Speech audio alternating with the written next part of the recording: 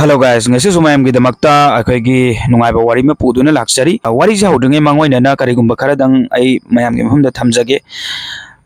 mayam ai hana su dum tormi habadi akhoi gi sak uttabida wari dum lirambado adubu habadi problem mayam amat lak ba habada re channel sida kaiguna matam da akhoi gi adugi mayam dugi explain tawre muk mayam kaino tawrani matam je mayam lawrani ba habadi sak uchara aga wari liri sigi maramdi ngasagi akhoi gi channel da problem do laktana bagi damakta ne ba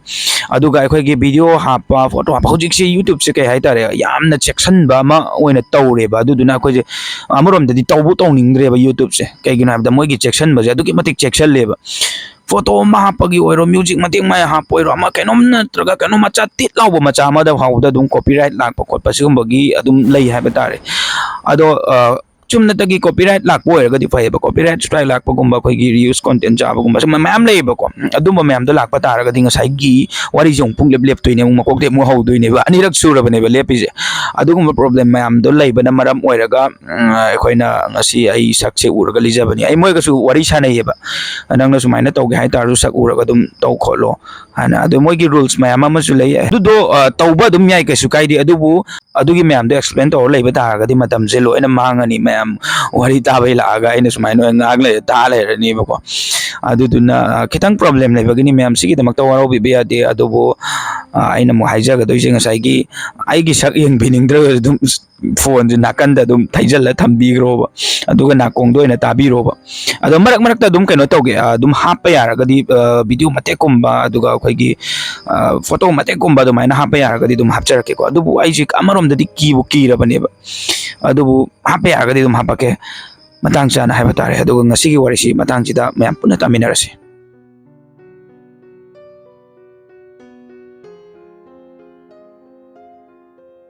wari selibi matam da ai haiduna dum dijage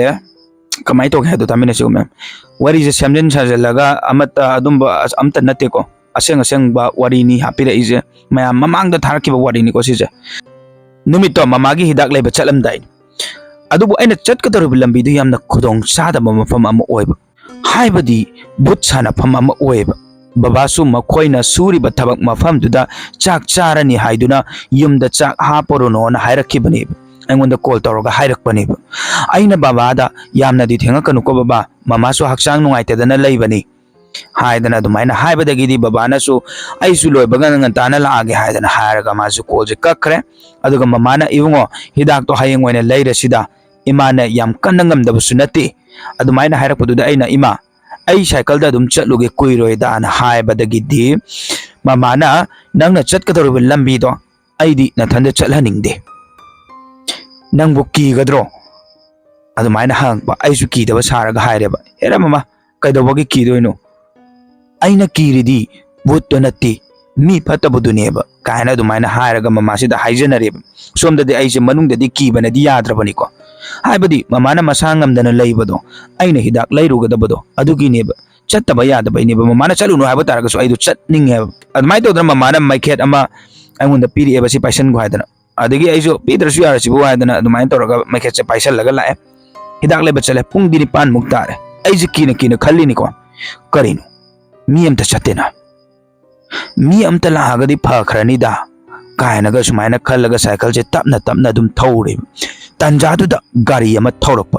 aisu madugi tanja do lawraga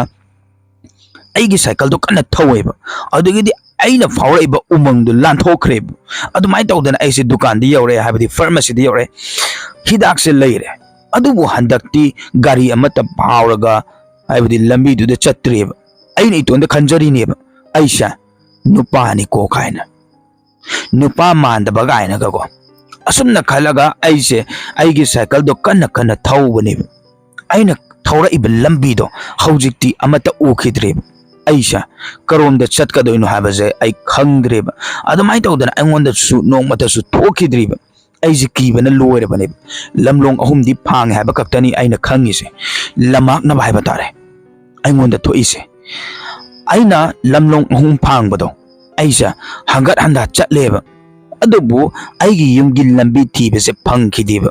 aisha yamna pakhale karino aina tawrisibo adumai tawdana aigi phone sa khutna maraga yengeba adubu aigi phone di pur amdreba yumda dum thamameba ꯑꯩꯁꯦ ꯀꯤꯕꯅꯗꯤ ꯂꯣꯏꯔꯕꯅꯦꯕ ꯀꯃꯥꯏꯅ ꯇꯧꯅꯤ ꯁꯤꯗꯤ ꯃꯤ ꯑꯃꯇ ꯂꯥꯛꯑꯒꯗꯤ ꯐꯅꯤꯗꯅ ꯍꯥꯏꯅ ꯈꯜꯂꯒ ꯑꯩꯁꯦ ꯃꯤ ꯑꯃꯇ ꯂꯥꯛꯑꯣꯅ ꯏꯁꯥ ꯏꯊꯟꯇ ꯍꯥꯏꯖꯕꯗꯣ ꯑꯗꯨꯕꯨ ꯀꯅꯥꯝꯇ ꯂꯥꯛꯇꯦꯕ ꯀꯣꯟꯅꯗꯤ ꯃꯃꯥꯅ ꯄꯤꯔꯛꯈꯤꯕ ꯃꯩꯈꯦꯠꯇꯣ ꯑꯗꯨꯗꯣ ꯅꯤꯡꯁꯤꯡꯉꯛꯑꯦꯕ ꯑꯩꯅ ꯃꯩꯈꯦꯠꯇꯣ ꯍꯦꯛ ꯈꯦꯠꯂꯨꯕꯗꯗꯤ ꯑꯩꯅ ꯂꯩꯔꯝꯃꯤꯕ ꯃꯐꯝꯗꯣ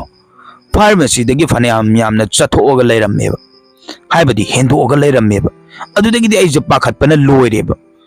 ꯑꯩ ꯌꯨꯝꯗ ꯍꯜꯂꯛꯄ ꯃꯇꯝꯗ ꯌꯥꯝꯅ ꯀꯤꯈꯤꯕ ꯀꯤꯁꯨ ꯀꯤꯅ ꯑꯩꯁꯦ ꯌꯨꯝꯗ ꯍꯟꯗꯕ ꯌꯥꯗꯕꯅꯤ나 ꯌꯨꯝꯔꯣꯝꯗ ꯑꯩꯁꯦ ꯁꯥꯏꯀꯜꯁꯦ ꯀꯟꯅ ꯊꯧꯔꯒ ꯂꯥꯛꯄꯁꯤꯅ ꯑꯩꯒꯤ ꯁꯥꯏꯀꯜꯗꯨꯅꯦ ꯑꯩꯅ ꯀꯣꯔꯣꯛ ꯊꯧꯗꯔꯛꯄꯅꯦꯕ ꯎꯃꯪꯗꯨꯗ ꯇꯥꯁꯟꯕ ꯍꯥꯏꯕ ꯇꯥꯔꯦ ꯑꯩꯒꯤ ꯁꯥꯏꯀꯜꯒꯤ ꯆꯦꯟꯗꯣ ꯇꯥꯈꯤꯕꯒ ꯑꯩꯒꯤ ꯁꯝꯒꯁꯦ ꯆꯞ ꯌꯨꯡꯈ꯭ꯔꯦꯕ ꯍꯥꯟꯅꯒ ꯀꯤꯔꯒ ꯂꯥꯛꯄꯒ ꯃꯝꯕꯅꯤꯅ ꯆꯦꯟꯗꯣ ꯁꯦꯝꯕꯗ ꯇꯥꯎ ꯍꯥꯏꯕꯁꯤ ꯌꯥꯗ꯭ꯔꯦꯕ ꯇꯥꯟꯖꯥꯗꯨꯗ ꯃꯤ ꯋꯥꯔꯤ ꯁꯥꯟꯅꯕꯒꯤ ꯈꯣꯟꯖꯦꯜ ꯑꯃ ꯇꯥꯔꯛꯄꯅꯦꯕ ꯑꯩꯁꯦ ꯆꯦꯟꯗꯣ ꯀꯟꯅ ꯁꯦꯝꯃꯦꯕ ꯆꯦꯟꯗꯣ ꯄꯥꯟꯅꯕ ꯑꯩꯁꯦ ꯀꯟꯅ ꯍꯣꯠꯅꯔꯤꯕꯅꯦꯕ ꯑꯍꯤꯡꯗꯨꯗ ꯄꯦꯔꯤꯁꯨ ꯇꯧꯔꯕꯅꯤꯀꯣ ꯀꯤꯃꯟꯕꯒꯤ ꯀꯞꯁꯨ ꯀꯞꯄꯕꯅꯦꯕ ꯑꯗꯒꯤ ꯋꯥꯔꯤ ꯁꯥꯟꯅꯔꯝꯕꯒꯤ ꯈꯣꯟꯖꯦꯜꯗꯣ ꯍꯥꯏꯕꯗꯤ ꯈꯣꯟꯖꯦꯜ ꯑꯃ ꯃꯃꯥꯡꯗ ꯇꯥꯈꯤꯕꯗꯣ ꯑꯗꯨꯗꯣ ꯆꯞ ꯂꯦꯞꯊꯣꯛꯈ꯭ꯔꯦꯅꯦ ꯑꯗꯨꯒ ꯑꯩꯒꯤ ꯅꯥꯛꯇ ꯂꯩꯕ ꯈꯣꯡꯅꯥꯡꯈꯣꯡ ꯃꯊꯛꯇꯒꯤ ꯀꯞꯄꯛꯑꯦꯕ ꯑꯩꯁꯨ ꯈꯪꯕꯗꯒꯤꯗꯤ ꯀꯟꯅ ꯂꯥꯎꯔꯦꯕ ꯁꯥꯏꯀꯜꯗꯣ ꯆꯦꯟ ꯁꯦꯝꯕꯗꯣ ꯌꯥꯈ꯭ꯔꯦꯕ ꯈꯪꯂꯥꯎ ꯂꯥꯎꯕꯗꯨꯗ ꯈꯨꯠꯁꯤꯅ ꯊꯦꯡꯈꯤꯗ꯭ꯔꯥ ꯍꯥꯏꯅ ꯈꯟꯕꯒꯤ ꯈꯪꯂꯥꯎ ꯂꯥꯎꯕꯗꯨꯗ ꯌꯥꯈ꯭ꯔꯦꯕ ꯑꯗꯨꯃꯥꯏꯅ ꯇꯧꯗꯅ ꯁꯥꯏꯀꯜꯁꯦ ꯏꯜꯂꯒ ꯀꯟꯅ ꯆꯦꯜꯂꯦ ꯊꯧꯕꯣꯏ ꯏꯟꯕꯣꯏ ꯀꯩꯅꯣ ꯃꯊꯣꯡ ꯃꯔꯝ ꯈꯪꯗ꯭ꯔꯦꯕ ꯑꯗꯣ ꯀꯟꯅꯁꯨ ꯊꯧꯔꯛꯑꯦꯕ ꯑꯗꯒꯤ ꯆꯦꯟꯗꯨꯁꯨ ꯑꯃꯨꯛ ꯇꯥꯊꯣꯛꯈ꯭ꯔꯦꯅꯦ ꯑꯃꯨꯛ ꯑꯗꯨꯒ ꯎꯃꯪꯗꯨꯗꯤ ꯂꯥꯟꯊꯣꯔꯛꯑꯕꯅꯤꯀꯣ ꯀꯤꯃꯟꯗꯅ ꯑꯩꯁꯦ ꯆꯤꯟ ꯐꯥꯎꯕꯗ ꯃꯌꯥꯝ ꯐꯥꯎ ꯊꯤꯔꯕꯅꯦꯕ ꯅꯨꯃꯤꯠꯇꯨꯗ ꯑꯩꯅ ꯁꯥꯏꯀꯜꯗꯣ ꯏꯜꯂꯒ ꯐꯅꯌꯥꯝ ꯁꯥꯡꯅ ꯂꯥꯛꯑꯦ ꯇꯥꯟꯖꯥꯗꯨꯗ ꯕꯕꯥꯁꯨ ꯍꯜꯂꯛꯄꯒ ꯇꯥꯟꯗꯣ ꯆꯞ ꯆꯥꯅꯕ ꯍꯥꯏꯕ ꯇꯥꯔꯦ ꯕꯕꯥꯅ ꯏꯕꯨꯡꯉꯣ ꯅꯪꯗꯤ ꯑꯗꯨꯗ ꯀꯩꯗꯧꯔꯤꯕꯅ ꯍꯪꯉꯛꯄ ꯑꯩꯁꯦ ꯈꯪꯕ꯭ꯔꯦ ꯈꯪꯉꯦꯕ ꯑꯗꯒꯤ ꯕꯕꯥꯅ ꯏꯕꯨꯡꯉꯣ ꯑꯩꯅꯤꯅꯦ ꯍꯩ ꯑꯅ ꯍꯥꯏꯔꯛꯄ ꯑꯩꯅ ꯋꯥꯔꯤꯁꯤꯡꯗꯣ ꯕꯕꯥꯗ ꯂꯣꯏꯅ ꯇꯝꯃꯦꯕ ꯃꯃꯥꯒꯤ ꯍꯤꯗꯥꯛ ꯂꯩꯕ ꯆꯠꯄꯗ ꯑꯩꯅ ꯊꯦꯡꯅꯔꯛꯈꯤꯕ ꯋꯥꯔꯤꯁꯤꯡꯗꯣ ꯂꯣꯏꯅ ꯇꯝꯃꯦ ꯕꯕꯥꯗ ꯌꯨꯝ ꯌꯧꯔꯀꯥꯟꯗꯅꯤꯀꯣ ꯑꯗꯨꯁꯨ ꯑꯁꯨꯝꯅ ꯑꯩꯒꯤ ꯄꯨꯟꯁꯤꯗ ꯊꯣꯛꯈꯤꯕ ꯊꯧꯗꯣꯛ ꯃꯇꯦꯛ ꯑꯃꯒꯤ ꯋꯥꯔꯤꯅꯤ